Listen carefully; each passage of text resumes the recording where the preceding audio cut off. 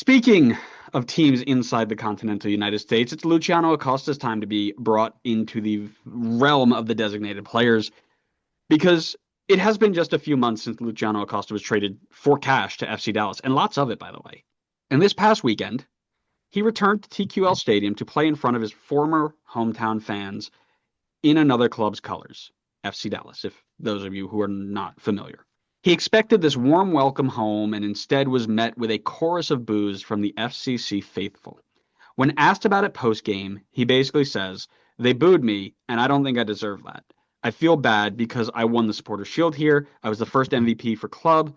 I won the first trophy for the club. I think I deserve more than what I got." This was met with a ton of conversation, especially on MLS 360, where Taylor Twellman put it really, really well about his thoughts, which mirror mine, and I'm assuming mirror yours, but you're due for a bad take every once in a while, so we'll see. Should star players, big designated players, players who have won lots of things, be openly welcomed back to the club when they return, whenever it may be? Listen, you're setting up the ultimate fence sitting question here because Don't you it's dare it's sit on this always going fence. it's always going to depend on the situation. Oh, If Lord. you left on good terms, then yeah, you should be. If you were a big time star for the team and you did really well and you helped them win trophies and stuff and you left on good terms, you should be welcomed back. If you leave Lucho Acosta terms, then it should be understandable why the fans are frustrated. At least in the short term. I completely get it. Like the manner in which he kind of forced his way out. I shouldn't even say kind of. He forced his way out of the team, even in a way that didn't really like give them. I think the organization did really well to kind of replace him and bring in Evander. I think that was really, really well done by them. But I don't feel like he necessarily left them a ton of time to kind of sort out a replacement.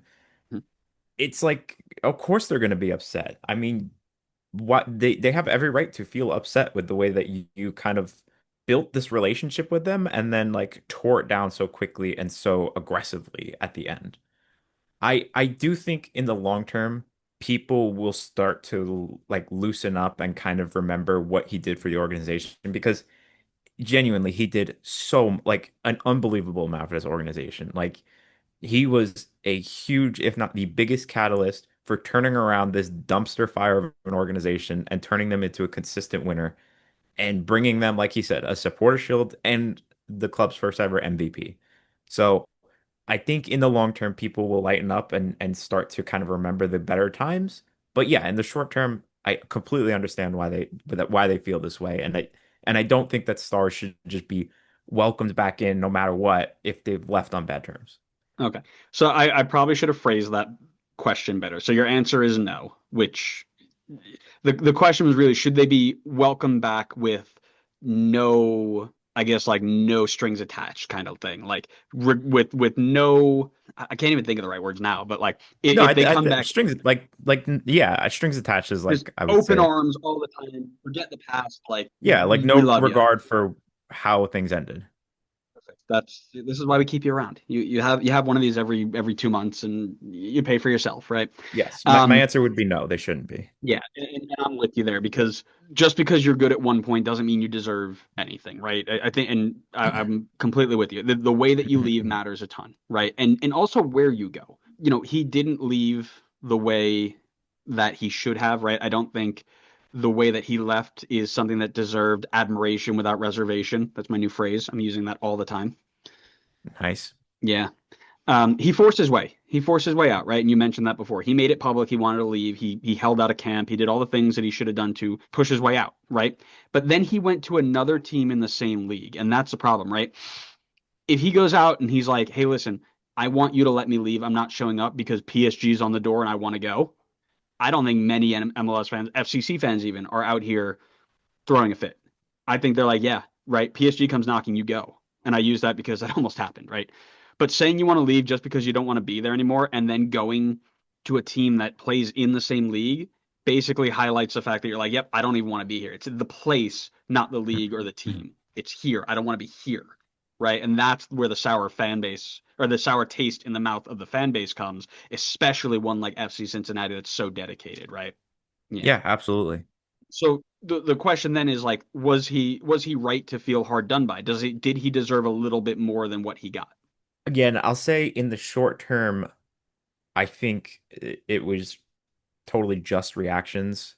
I think in the long term, and maybe you could tell me if you think this is a hot take or not, but I think in the long term, it would be harsh to continue to have this react like this much of a negative reaction towards him, just considering again everything he's done for this organization. If people don't want to hold him in the same regard like as he once was, I totally understand that. But I still feel like in the long term, you got to be able to recognize everything that he did for the organization and absolutely turning them around and from a horrible situation that they were in before into a consistently successful team.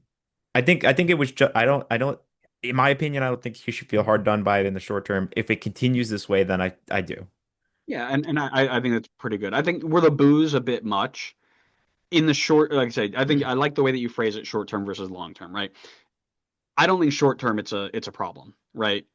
Could they have just sat there and been like, "Oh yeah, you play for another team, we're not even going to recognize you anymore, whatever." Yeah, but that's not how this works. This is professional sports, right? People have these strong feelings towards their teams, and what Acosta did is a prime example of how to get a whole fan base to turn on you, right? But if we go 5 years from now, or 5 years after he retires, I don't know when he's going to retire, but if we go 5 years after he retires, and people are still like, "You're the worst, I can't believe you," yeah, then you got a problem, right? Because I can understand the first year, right? Oh man, you left and you left us high and dry. We were supposed to do all these great things with you, and you were supposed to be retire here and whatever. Sure, be upset about this, but if you can't look back after he's done and be like, yeah, we're nowhere without him, and he brought us to where we're at, then that's on you, right? So the question, the last little bit here is, were the fans out of line? It kind of goes hand in hand with this, but I was trying to write this up, and then I saw the clip about Taylor Twellman, and he put what I was trying to say really, really well. And it's this idea that the fans have shown maturity in this. And what he meant by that, and kind of what I have put down in here, was the idea that in MLS 2.0, most people were not diehard fans. Most people just existed to watch the game, something to do, watch the big players. The league and the fan bases have grown up to where they have an admiration for the club. They have an admiration for the stars of said club. And when they hurt you, you give it back to them, which is not something we've seen very frequently, right? Because sports love villains, right? There's nothing better than getting excited to play against another team that you despise because of something in the past, right? Derbies, revenge games after big losses, people who have wronged you, right? Players who have done you wrong. And I'm not saying that, Acosta doing this is making him a league-wide villain, but it hurts the fan base and they don't forget it. And I love that. FCC, and to take this to a different point of view, right? FCC and Philly have knocked Red Bull out of so many cup competitions in recent memory. But if I went to Red Bull Arena tomorrow and we're playing Atlanta, right? Right, Atlanta's another good one, right? Atlanta 2018, the whole scuffle in between players and the referee blowing the game, and sorry, I'm getting off track.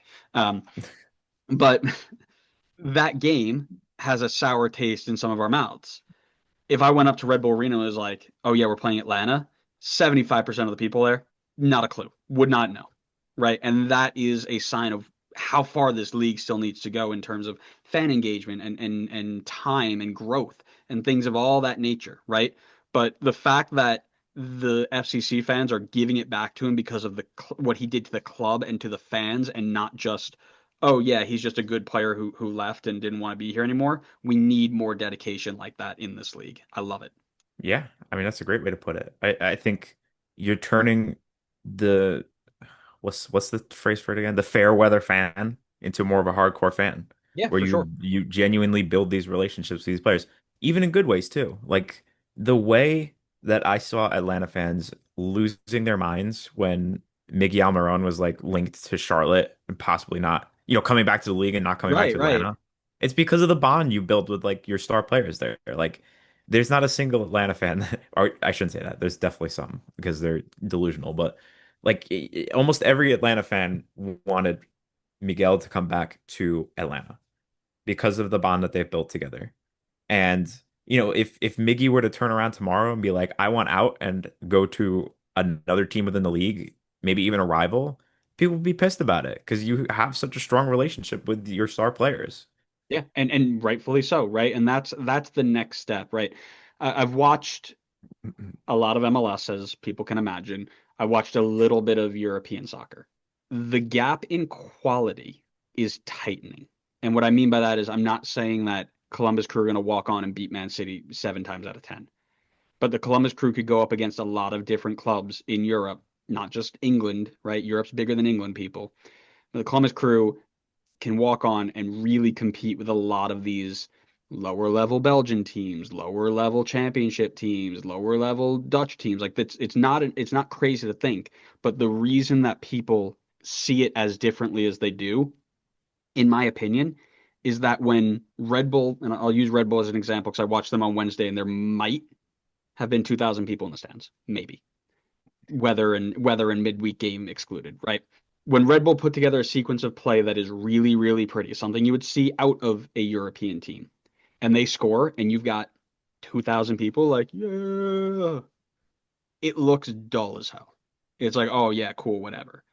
When Everton are playing dump ball and flick one on and volley one in off of a pinball in the box, and the entire stadium goes crazy, it makes everything look so much better, right? So we need the fan bases to turn over as much as we need the play on the field to turn over.